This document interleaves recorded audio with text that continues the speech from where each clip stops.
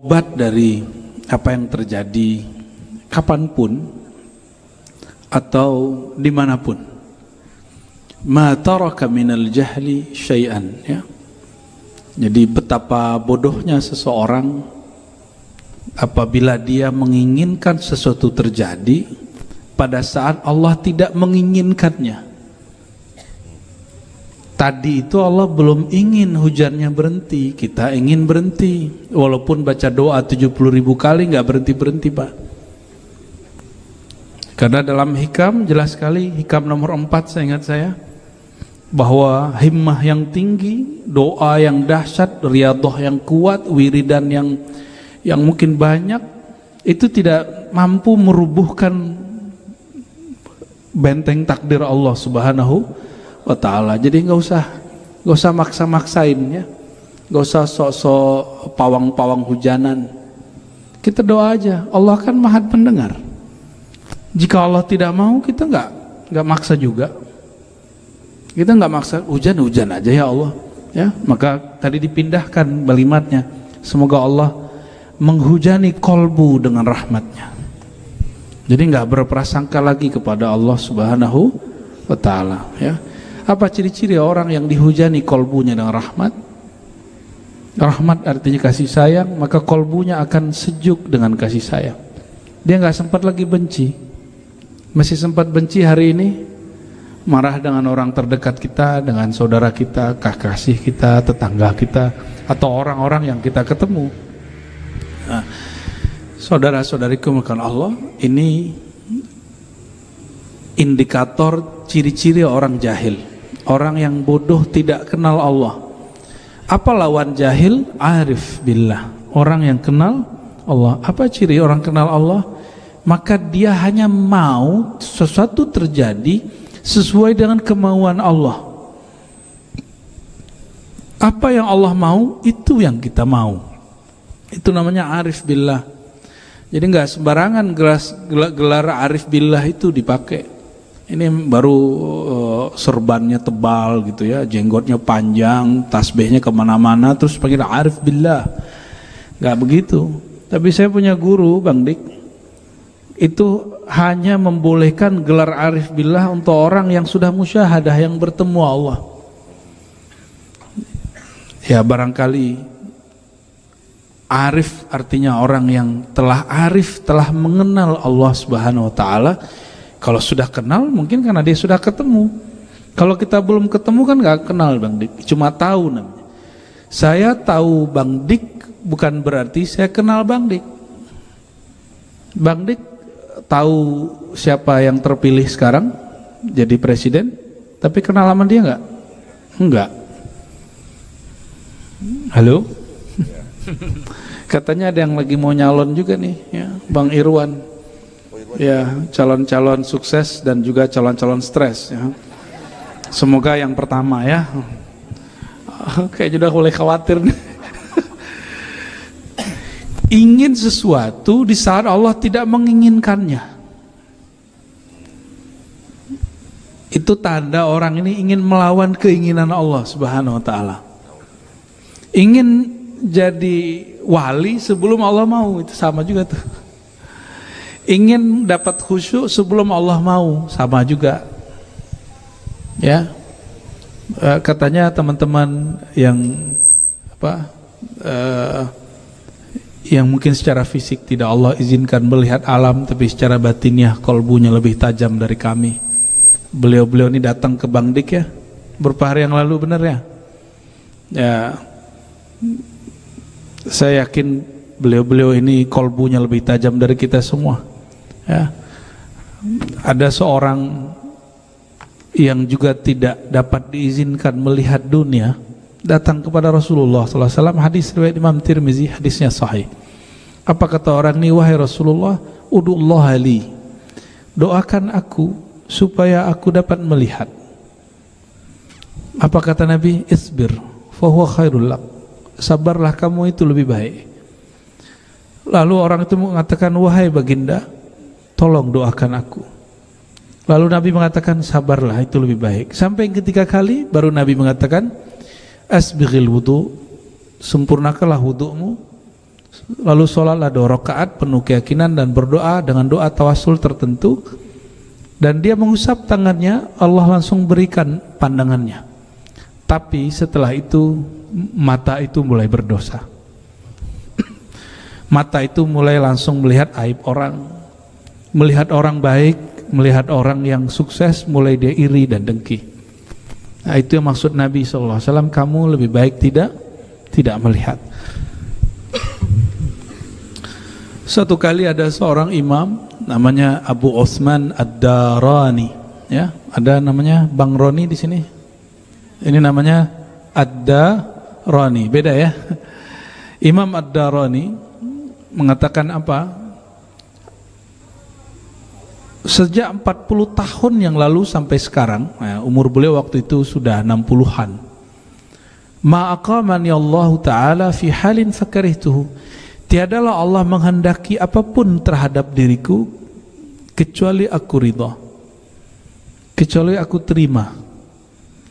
Terima nggak dengan kondisi hari ini, malam ini?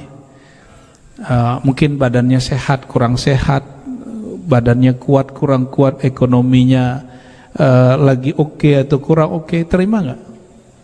Harus terima.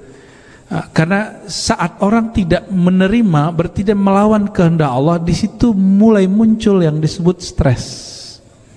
Di situ mulai muncul apa yang disebut gelisah. Saya menginginkan sesuatu yang Allah belum menginginkannya. Coba bayangin, melawan kehendak Allah Subhanahu wa taala. Sedangkan Allah menyebut dirinya Malikul, mau nurunin hujan turun, nggak turunnya nggak apa-apa. Ya turun alhamdulillah, nggak turun lebih alhamdulillah lagi. Ya, ini dia. Maka orang-orang yang suka wiridan ini sering nantang Allah. Mohon maaf, ya. Pengen, mohon maaf nih, Bang Ronald kemarin pakai wiridan nggak ya? Ya, datang ke Kiai, tolong dong wiridin dong Kiai, kasih mahar sekian. Tentang kalau lolos juga tuh banyak yang begitu tuh. Tapi orang udah mulai melek sekarang, datangnya ke tim survei, ya lembaga survei. Baik, saudara-saudari yang Allah, ingin bahagia nggak? Ingin bahagia? Coba sering berbicara dengan hati, tanya apa yang sedang Allah mau darimu, yaitu takdir yang sedang terjadi pada kita. Apakah engkau terima atau tidak? Tanya diri kita. Kalau ada sesuatu di hati mengatakan, saya pengennya ini, kok Allah kasih begini ya? Ya, aku kan sudah usaha, aku kan sudah sholat, lah apa urusannya? Allah belum mau. Nah, jangan pernah benturin pikiran kita dengan takdir. Itu sama kayak mau ngancurin gunung salak tapi pakai kepala, benturin gitu. Ya, yang pecah apa? Kepalanya atau gunungnya? Nah itulah, lebih kurang begitu. Ya, mau begitu? Nah, yang disebut arif, kalau ini jahil namanya. Arif billah, dia leburkan kehendaknya dalam kehendak Allah. Dia leburkan kuasanya dalam kuasa Allah. Maka la ilaha illallah dimaknai tiadalah yang berkehendak kecuali Allah. Tiadalah yang berkuasa kecuali kudratnya Allah. Udah begitu belum tahlilnya? La ilaha illallah, tiada yang berkehendak kecuali Allah. Ya. Apakah kita menjadi fatalis, kelompok serba takdir? Enggak. Ya, enggak ada urusan dengan itu. Ini urusan kolbu, bukan urusan pemikiran. Ini urusan kolbu. Ya, banyak yang salah baca kitab hikam lalu menuduh kitab hikam ini kitab Jabariyah. Itu orang harus kuliah lagi atau harus ngaji lagi. Kenapa? Ini bukan kitab akidah, ini kitab rohani, kitab ilmu kolbu, ilmu tasawuf, bukan ilmu akidah, ya.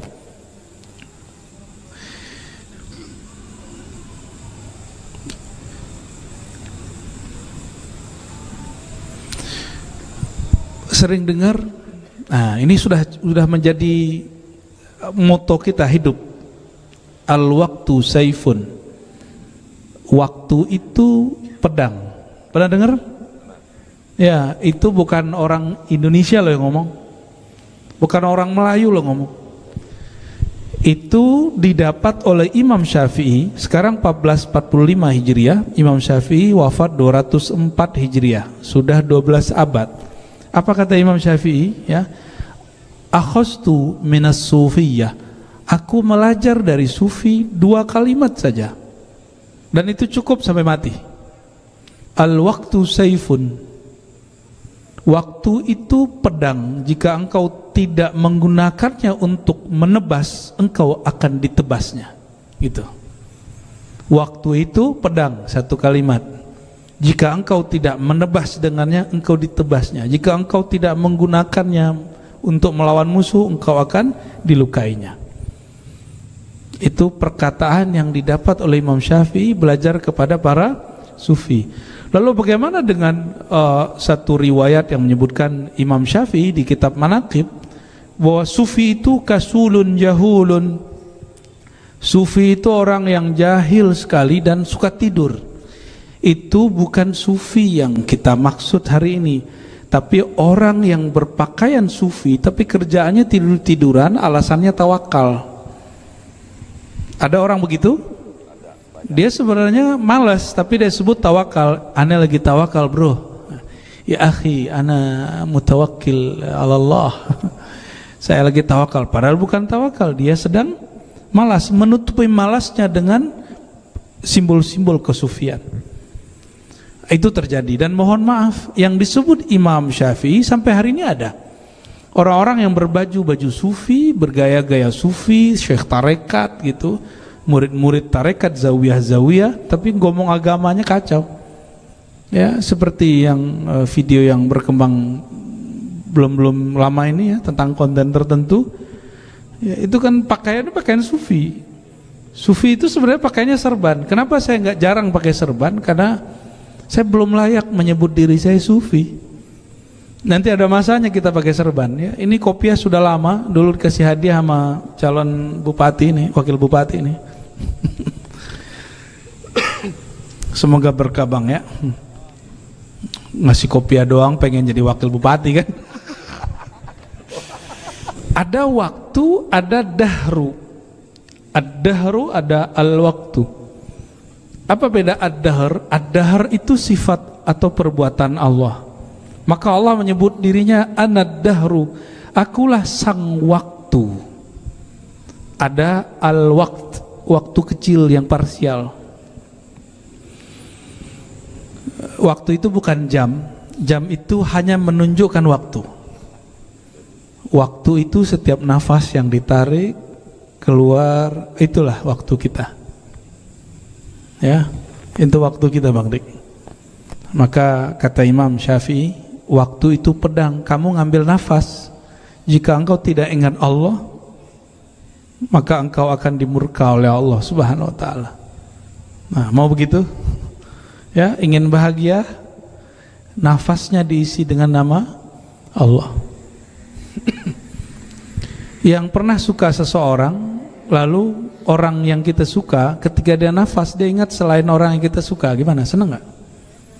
Allah itu punya sifat jamal dan punya sifat ghayur, maha pencemburu, lebih feminim dari semua perempuan feminim, karena sifat feminim perempuan itu dari Allah, yaitu sifat jamal dan ghayur.